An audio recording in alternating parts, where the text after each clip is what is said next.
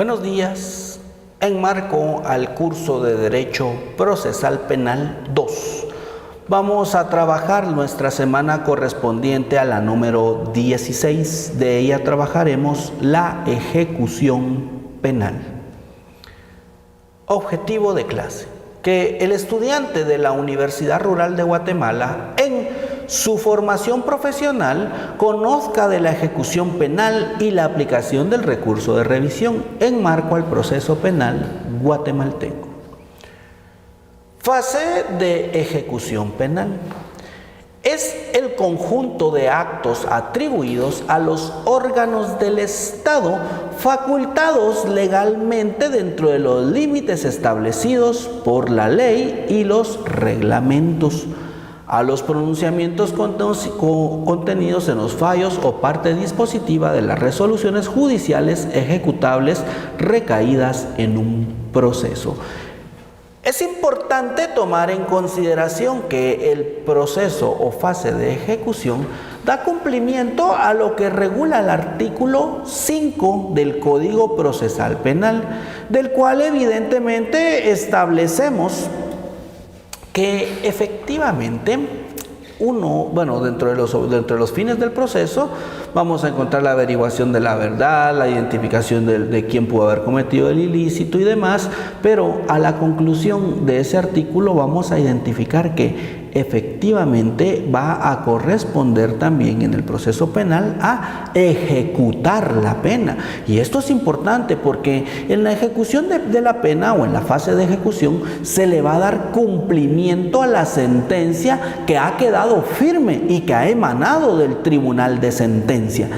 Es importante tomar estos elementos a consideración, pues al tomar consideración de la forma procesal a través de la cual se lleva o se agota un proceso penal, entendemos entonces de que es necesario que de una u otra manera se cumpla. ¿Con qué? Con el pago de multas, si existe suspensiones condicionales de la pena, suspensiones condicionales de la persecución penal, si también obviamente una sentencia ya condenatoria en la cual se deba de cumplir prisión y se deba de contabilizar plazos. Todo esto forma parte de este proceso de ejecución, porque obviamente ahí es en donde se determina hasta qué momento va a llegar el límite del cumplimiento de la obligación.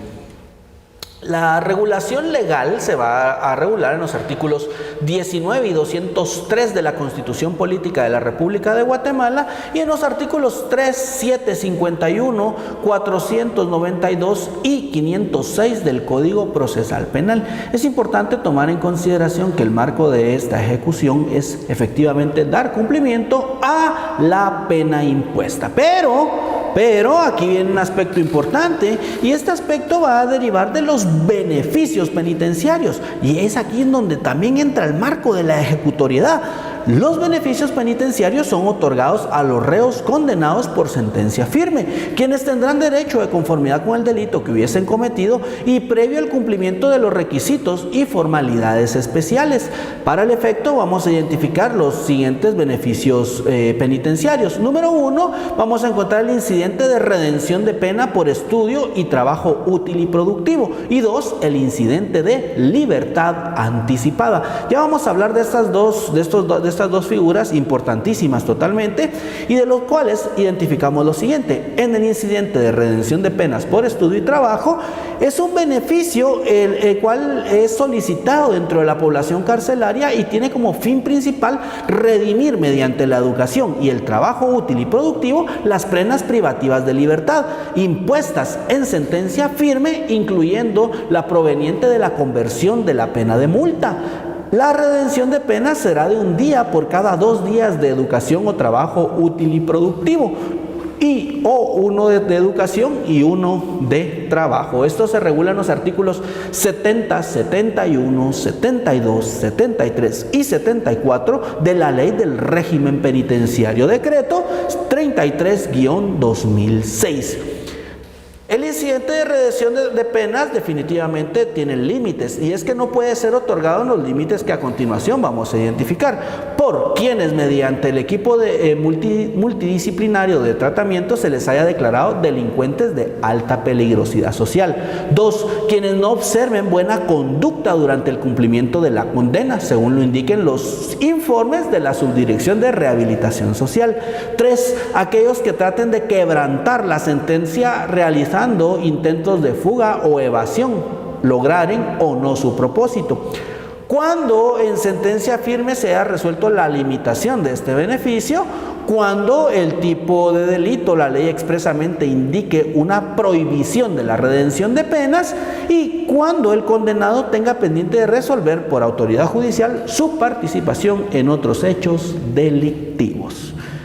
El incidente de libertad anticipada por buena conducta definitivamente tiene requisitos, y para gozar de este beneficio penitenciario es necesario que el condenado haya observado buena conducta durante las 3/4 partes de la condena, y en dicho caso se le pondrá en libertad en el entendido que si el recluso comete un nuevo delito durante el tiempo que está gozando de dicho beneficio, deberá cumplir el resto de la pena y la que corresponda al nuevo delito, conforme lo establece el artículo 44 del Código Penal. El incidente de libertad condicional definitivamente es un beneficio penitenciario que definitivamente se somete a consideración del juzgado de ejecución penal siempre y cuando el sindicado cumpla con ciertas condiciones. ¿Cuáles son ellas? 1. Que se haya cumplido más de la mitad de la pena de prisión del delito cometido y que dicha pena exceda de 3 años y no pase de 12 años.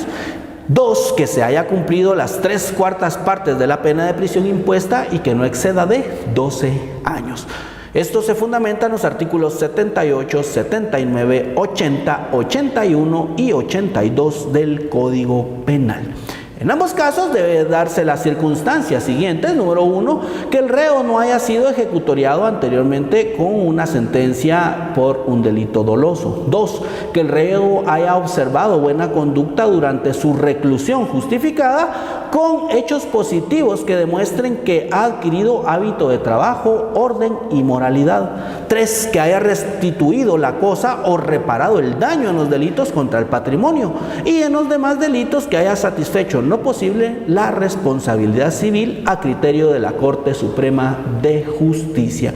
Esto fundamentado en el artículo 80 del Código Penal. El incidente de suspensión condicional de la pena de multas en los delitos contra la narcoactividad, y en el caso de estos delitos, los penados con multa que no hicieren efectivo el pago en el término legal o que no cumplieren con efectuar las amortizaciones para su debido pago, cumplirán su condena con privación de libertad, regulándose el tiempo entre 5 y 100 quetzales por día según la naturaleza del hecho y el monto de la droga incautada. Esto es importante porque si esta multa no se satisface, debe de cumplirse en pena de prisión. Esto fundamentado en el artículo 14 de la Ley contra la Narcoactividad. La redención especial. Esta es una figura bien importante porque esta es otorgada a los reclusos que durante el cumplimiento de la pena de prisión aprueban los ciclos especiales de alfabetización o concluyan el ciclo primario dentro del centro penal. Este beneficio es otorgado una sola vez y da una rebaja de 90 días, y así se establece en el artículo 72 de la ley del régimen penitenciario.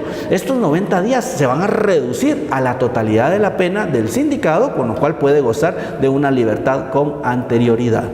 Procedimiento para solicitar los beneficios penitenciarios. El Ministerio Público, el condenado o su defensor podrán plantear incidentes relativos a la ejecución y extinción de la pena. Consecuentemente a ello, el juez de ejecución no resolverá previa audiencia a los interesados, salvo que hubiere prueba que rendir, en cuyo caso abrirá el incidente a prueba, conforme lo establece el artículo 495 del Código Procesal Penal.